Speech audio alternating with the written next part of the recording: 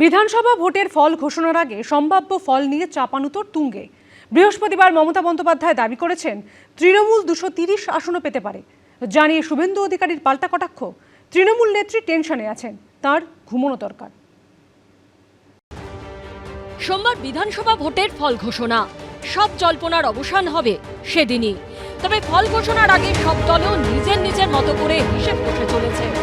Vote শেষে 24 ঘন্টা পরেও শাসক বিরোধীর দাবি পাল্টা দাবিতে রাজ্য রাজনীতির সরগরম। আমরা 200-300 পেয়ে যেতে পারি। 300 পেলেও অবাক হব না। 300 কেন বলছেন? ঘুমানো দরকার না, এত টেনসড হয়ে যাচ্ছেন কেন? দ্বিতীয় দফার ভোটের 24 ঘন্টা পর ফের সম্ভাব্য ফলাফল নিয়ে মুখ খুললেন মমতা বন্দ্যোপাধ্যায়। সঙ্গে সঙ্গে কটাক্ষ ছুড়ে দিয়েছে বিজেপি। আমরা 200-300 পেয়ে যেতে পারি, 226 ক্রস করব 2026-এ। মানুষ যে বিপুলভাবে ভোট দিয়েছে, আমার তাদের প্রতি পুরো ভরসা, বিশ্বাস, আস্থা আছে। 321-এও পৌঁছে যেতে পারেন, কোনো অস্বাভাবিক কিছু না। কারণ তৃণমূল পারে না এমন কোনো কাজ নেই, আর মানুষও তৃণমূলকে দেখে করতে পারে না এমন কোনো কাজ নেই, যেটা মানুষ করে দিয়েছেন। খেলা শেষ। 2011 সালে পালাবদলের বিধানসভা ভোটে তৃণমূল 182 আসনে জিতেছিল। বিজেপি সেবার একটিও আসন পায়নি। 2016 সালে তৃণমূল 211টি এবং বিজেপি 3টি আসনে জেতে। 2021-এ তৃণমূলের ঝুলিতে যায় 215টি আসন, বিজেপি পায় 77টি। এবার কি হবে? সরকারের বিরুদ্ধে প্রবল ক্ষোভ মানুষের ছিল, সেই ক্ষোভ এই ভোটে আছড়ে পড়েছে। মমতা ব্যানার্জি সরকারের বিরুদ্ধে প্রতিবাদের কারণে, বিক্ষোভের কারণে বিরোধী ভোটের সংখ্যা তো বাড়বেই।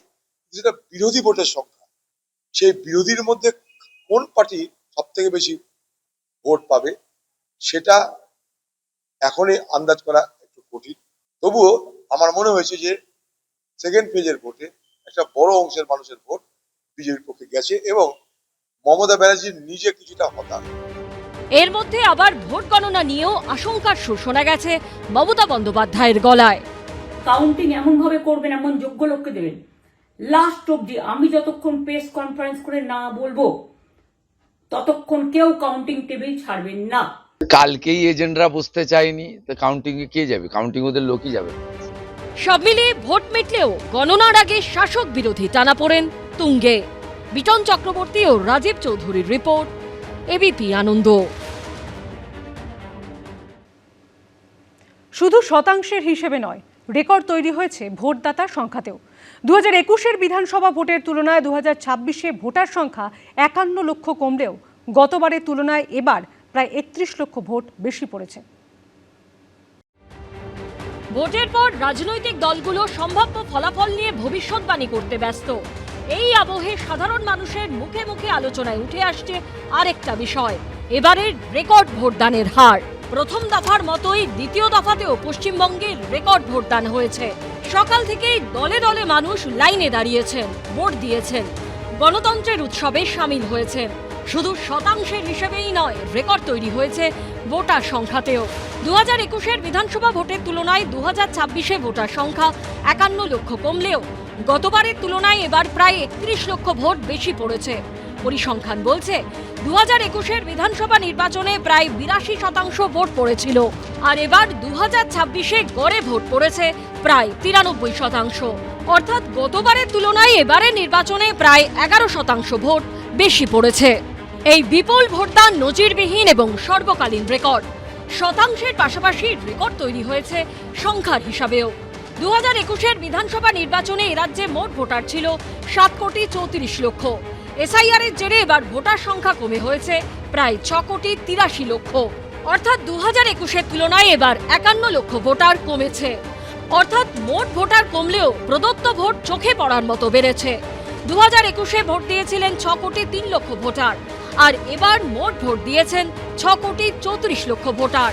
দুদফা মিলিয়ে 2021-এর তুলনায় ভোটদাতার সংখ্যা বেড়েছে প্রায় 31 লক্ষ। প্রথম দফায় যে 16টি জেলায় ভোট হয়েছে, 2021-এর তুলনায় সেই জেলাগুলিতে প্রায় 11.5 লক্ষ বেশি ভোট পড়েছে। আর দ্বিতীয় দফার 7 জেলায় বেশি ভোট পড়েছে প্রায় 9.5 লক্ষ। এখানেই প্রশ্ন উঠছে, এই বিপুল ভোটদান কেন?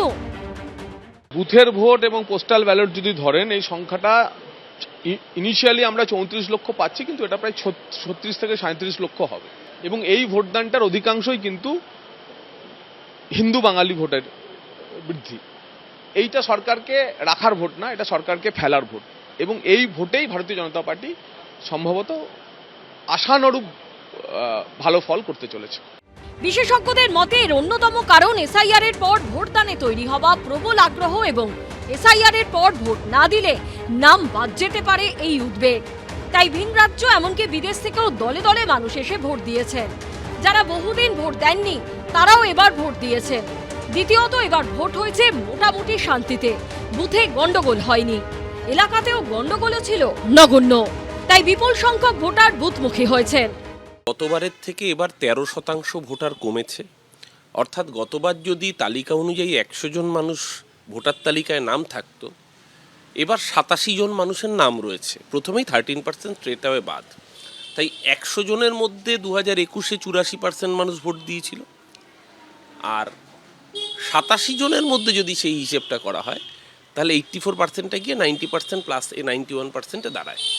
তার সাথে আরও যে 2% বা 3% অতিরিক্ত ভোট বেড়েছে, সেটাও খুব ন্যাচারাল বৃদ্ধি। শতাংশের হার তো বাড়বে, তার একটা বড় কারণ হচ্ছে যে মৃত ভোটার এবং যারা শিফটেড ভোটার, স্থানান্তরিত ভোটার, যারা ভোট দিতেন না বা একাধিক জায়গায় নাম আছে, সেই নামগুলো লিস্ট থেকে বাদ গেছে। এবার সেই নামগুলোর মধ্যে একটা অংশের ভোট তৃণমূল ছাপ্পা দিত, কিন্তু সেই নামগুলো যেহেতু ভোটার লিস্ট থেকে বাদ গেছে, সেহেতু তৃণমূল কংগ্রেস যে ভোটটা দেয় সেটাকে বাদ দিয়েও একটা বড় অংশের ভোট এবার পড়েনি। দ্বিতীয় কথা, এবার আমরা দেখেছি যে মানুষের মনে একটা তীব্র ভয় তৈরি হয়েছিল যে আমি যদি এবার ভোটটা না দিই তাহলে আমার নাম আবার কেটে যেতে পারে।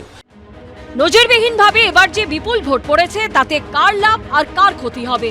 এত মানুষ যে ভোট দিলেন তা কি পরিবর্তনের জন্য নাকি প্রত্যাবর্তনের পক্ষে, তা বোঝা যাবে সোমবার। কৃষ্ণেন্দু অধিকারী, শিবাশিস মৌলিক ও ঐশী মুখোপাধ্যায়ের রিপোর্ট, এবিপি আনন্দ। এবিপি আনন্দ, এগিয়ে থাকে, এগিয়ে রাখে।